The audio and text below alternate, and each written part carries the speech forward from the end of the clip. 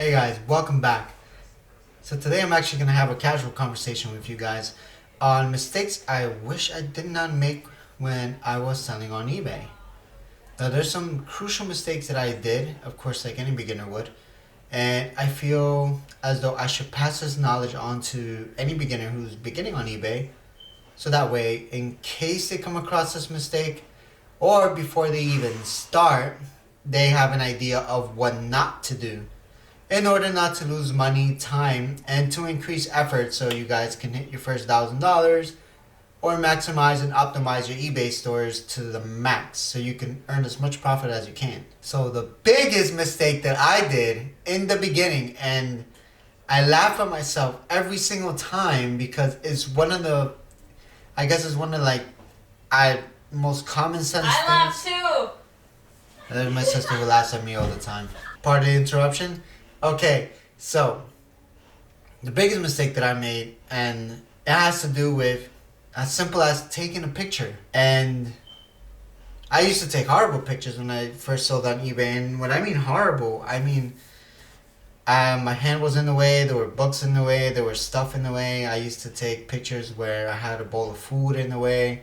And I didn't really care. I just took the picture and I was like, you know what, just go sell it. And then somebody who wants the item will just buy it because it's cheap. And I practically didn't sell anything in the first few days, months when I first started eBay. And eventually, I sort of realized that, from a customer standpoint, I don't want to see a bowl of cereal in the way of me buying a laptop.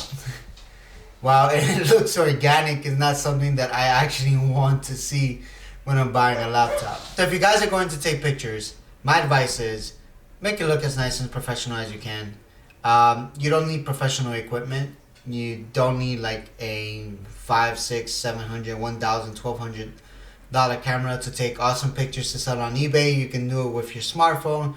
Just make sure you take nice pictures so that way if you are selling something, the customer is just not going to run and hide from your pictures because it looks very, very unprofessional. Another mistake I committed in eBay when I was a beginner, I didn't research what I was actually selling.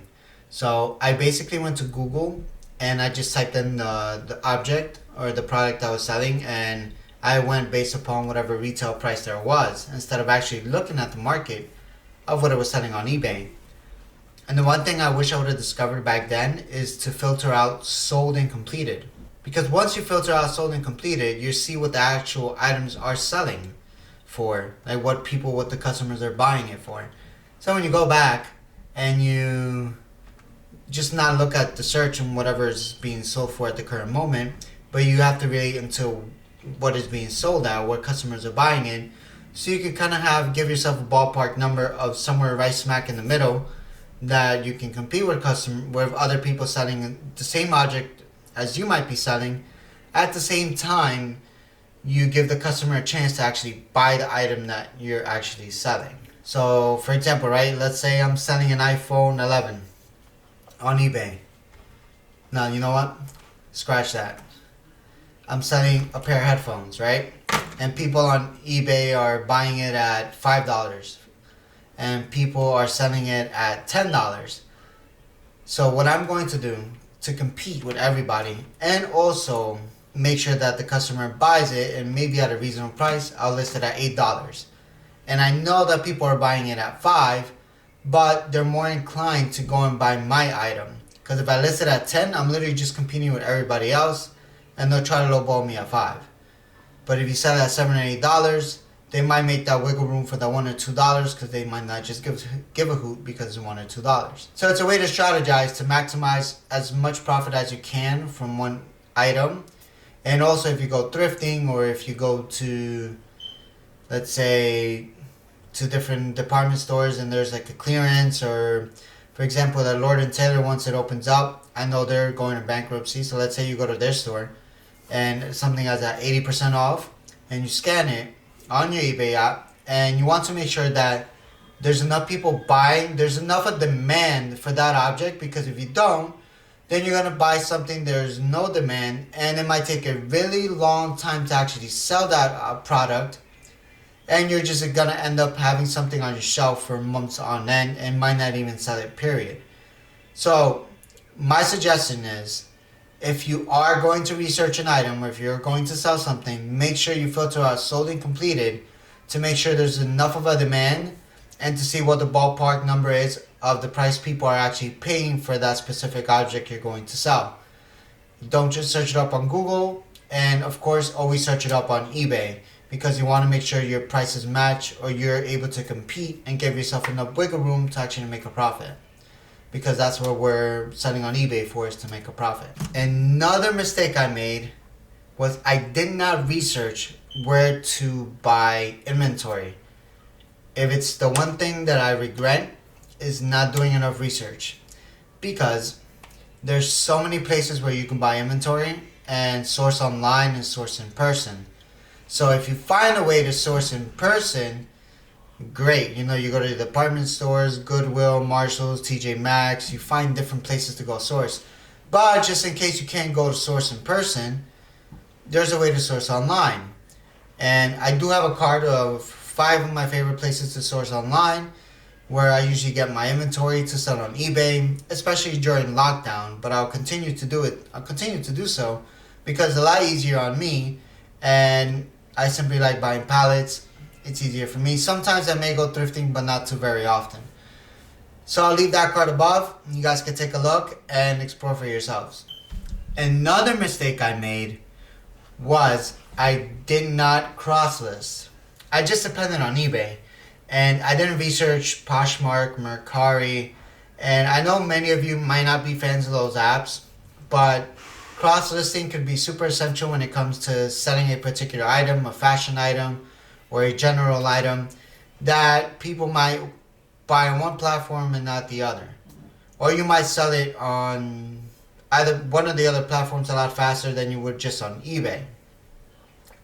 I call it just giving yourself an opportunity to be able to sell your product through different platforms a lot faster, because the faster you turn in inventory, the faster you make a profit, the more you can get other inventory to make more profit.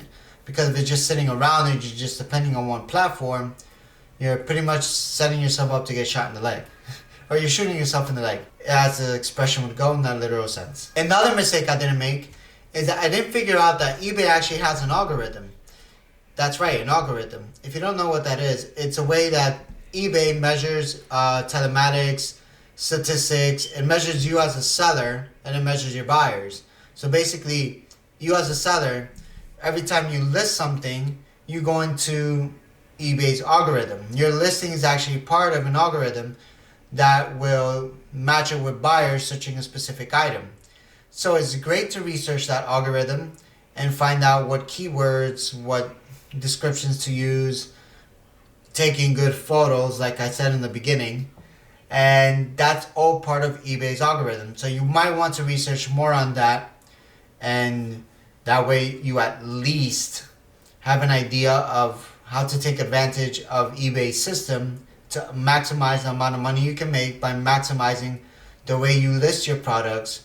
That way when customers search something, yours is one of the first ones to pop up, hence yours is one of the first ones to sell. And one final mistake I made that I wish I didn't do, and that's something that I think most of us will end up doing in the beginning, is that I literally, whenever I made money off of a product, I forgot about the eBay fees.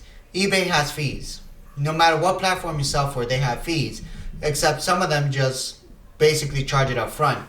eBay, I think up until July with their managed payments, will still charge monthly fees. So they're going to accumulate. Unless that changes in July for everybody, remember, eBay charges fees, so don't spend all your money. Save something in your PayPal or in your bank account for those eBay fees. Because if not, you're going to go below average. And I'm going to tell you a story how I went below average, and I did. I actually let my store fall. And it was one of the worst experiences in the world for me, because I never thought I would let my store fall below average. And hence, it was a rookie mistake. So I'm going to tell you guys how I went below average, right? So the reasons I went below average was because, one, I didn't ship an item out on time. 2, for some weird reason, when it comes to customer service, people will return your items. It's up to you, the seller, to kind of take it in, because unfortunately, as much you want to fight a returned item, some eBay always will side with the buyer. So, if the eBay will always side with the buyer, well, most of the time will side with the buyer unless you have a valid reason as to why something should be returned or why a refund should not be given out. But in most cases, you end up losing. So, my story is, my advice, don't do this. Do not try to fight a refund if it's something super minor. Sometimes you gotta take it in, gotta take the return. As much as it sucks, you still gotta do it. Because at the end of the day, that literally goes against your buying, your seller account. And if you haven't noticed yet, you're given a certain level. You're either above standard or below standard. And in my case, there was 2 items that unfortunately one I had no control of because they decided to open up a case.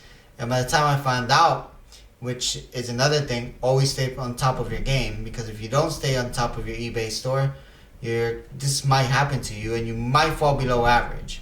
And if you fall below average, there's super restrictions. You get charged 5% fees from eBay, which is a loss of money in my opinion. So don't fall below average. Respond to your clients, stay on top of your game, accept those refunds and those returns, and just make sure you close all your cases and always communicate with your customer. If you sell something, be on top of it. Communicate. If you're going to send something out late, communicate, because the moment they open up a case for you, that's another hash against your seller account, which might take you below average. So you don't want to do that. Fortunately for me, I'm getting out of below average because I've been selling, I've been on top of my game, I learned my lesson. Statistics wise, number wise on eBay, I'm definitely getting out what's called below average. So it happens to some of us, and just because it happens, it's not the end of the world. So you should not panic. What you should do is just reanalyze why this happened to you and how you're going to get out of the situation. So it could happen to the best of us, and if you're a beginner, hopefully this helps you out, so that way you don't go below average, you're not restricted, you don't have to pay a 5% eBay fee for every item you sell, because that's going to cost you a lot of money and cut into the amount of profit you could be making. And that's pretty much it, guys. That's it when it comes to, mistakes to avoid on eBay. Basic beginner mistakes. Just stay on top of your game, message your clients, take really good pictures, do your research, search on that sold and completed tab, so that way you know what price to set your product. So when you do sell it, you're gonna optimize the amount of profit you can make. And also make sure that you research where you can source an inventory. That way you find more inventory to sell on eBay, because that's your bread and butter. If you're going to be doing that, you want to make sure you research where you can source online and in person, or either or. So I wish you guys the best. If you have any comments in regards to mistakes, mistakes we make as eBay sellers, just make sure you comment them below. Any questions, any funny comments, go ahead, let it rip. And thank you guys for watching. Just make sure you give this video a like, subscribe to my channel for more content on eBay. And I'm also going to be talking about Instagram shops and how it may actually benefit us resellers, because some of us resell pretty new stuff, so it's kind of neat to open up your Instagram shop and be able to sell stuff on Instagram, especially if it's brand name items and you take pretty neat professional pictures. Like I said, you can make a lot of money through that avenue as well if you have a lot of followers. So everybody, thank you for watching again, and I'll see you guys in the next video. I'm out.